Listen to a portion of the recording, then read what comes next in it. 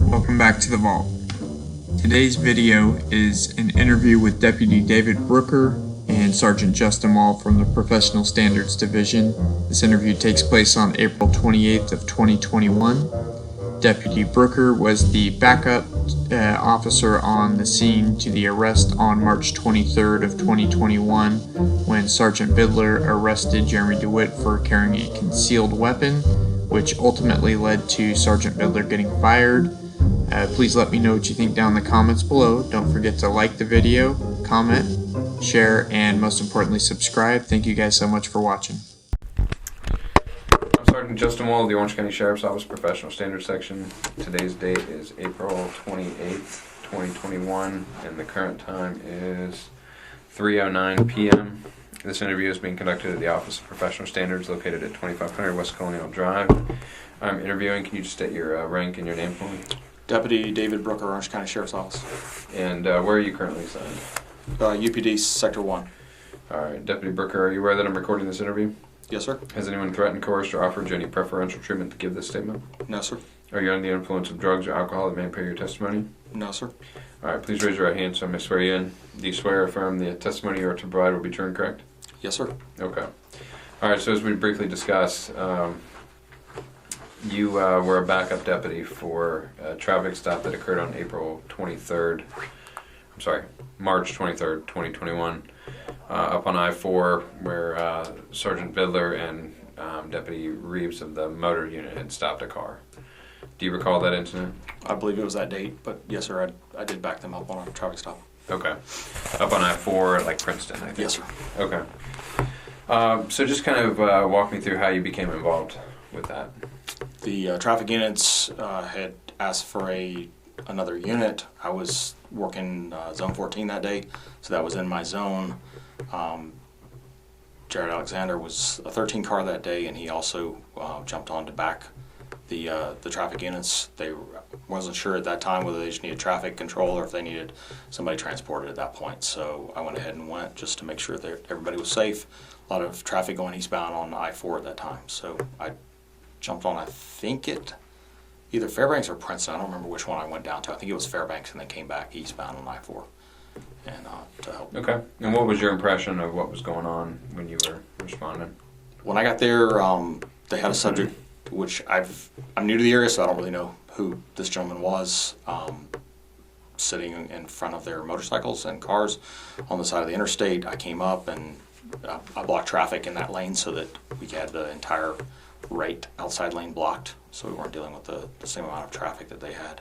Okay. And was Deputy Alexander already there when you got there? We arrived at the same time. He was actually, I think, either right in front of me or right behind me, and I made contact. He was trying to explain who this guy was. Like I said, new to the area, I don't know who this guy is, but he had on a reflective type traffic iridescent shirt and some riding boots, and had a motorcycle there with Metro State. Okay. And was there two motorcycles there, or just the one? When I got there, there's just the one. Just the one? Yeah. And so you were, you just saw the one individual. Do you know who he is now? A little bit. I actually looked it up because I saw the news article. Somebody sent it to me, so I was like, "Oh, okay, I get who he is." But okay. Before that, no, I so didn't. it's Mr. Jeremy DeWitt. Mm-hmm. You know that now? Yes, sir. Okay. And so, what was your role? What did you do? I was there to I don't remember which one of the traffic guys went to hand me stuff and started telling me what was going on. I said that Deputy Alexander was planning on transporting, so to give him his belongings and stuff.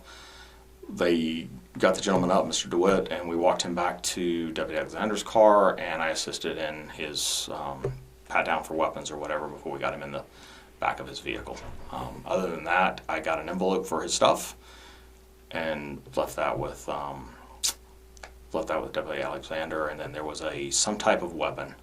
I didn't inspect anything closely. It looked kind of like a Walther, but they were also saying something about it being like a Pepper's like ball shooter gun or something. I don't have any familiarity with those, so I don't really know what that was. But they was sitting there, and I got them a gun box for that. Okay, so you had a gun box. Yes, sir. And you brought him a gun box for. Did it look like a firearm? It did, sir. But they told you it was a pepper ball gun. Yes, sir. But I didn't handle it or anything. Like, It was who told you that? It was one of the. one of the traffic guys. Okay. I don't remember which one. It was the one sitting in the car, and he had it stuck up on his dash Okay. when I got there. So you saw it when you saw it. It was outside of the holster. Correct. Did you see a holster on the gun belt? No, On sir. Mr. DeWitt's gun belt? Pretty sure that was already off of him before I got there, but I don't Okay. remember exactly.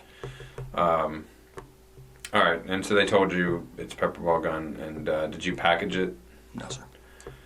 Just I've just folded the cardboard box and handed it to him. I don't remember having any interaction with the firearm. Okay, so you just primarily assisted with whatever needed to be done. Did you have any other involvement?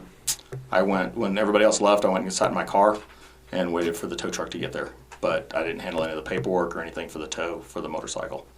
Tow truck got there and the traffic guy handed him the tow sheet, and then they all left to, I believe, come here to ops for an interview.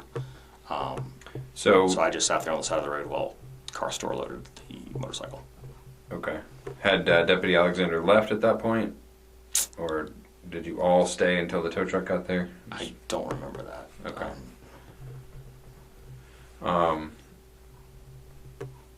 All right. So at that point, were you aware of what Mr. DeWitt's charges were? I didn't know the full extent of it. There was something alluded to him having a gun, but I don't know what the actual PC for the stop was. Okay.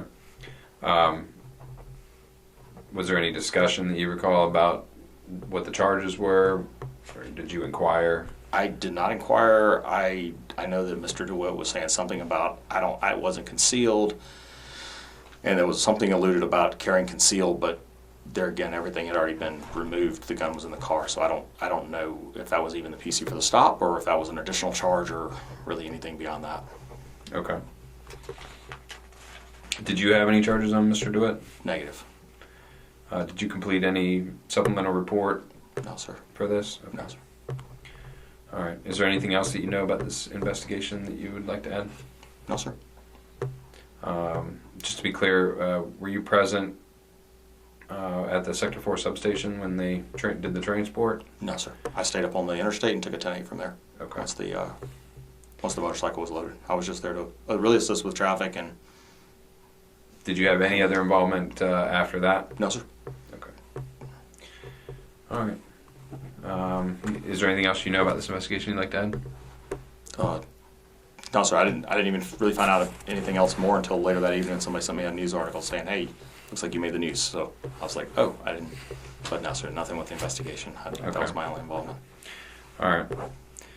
And you said you didn't know at that point who Mr. DeWitt was. Do you know anything about the history with Mr. DeWitt, or at that point did you know anything about it? I didn't. No, sir. Okay. Yeah, the only thing that was added, I think later, the guys told me that he had impersonated officers and done some other things along that line, and that he had a history with the agency. But I was like, okay, well, he doesn't have a history with me, so I don't really know. And you learned all that after? Yes, sir. the I incident? didn't Okay. know anything about it. All right. The current time is 3:17 p.m. and that concludes the interview.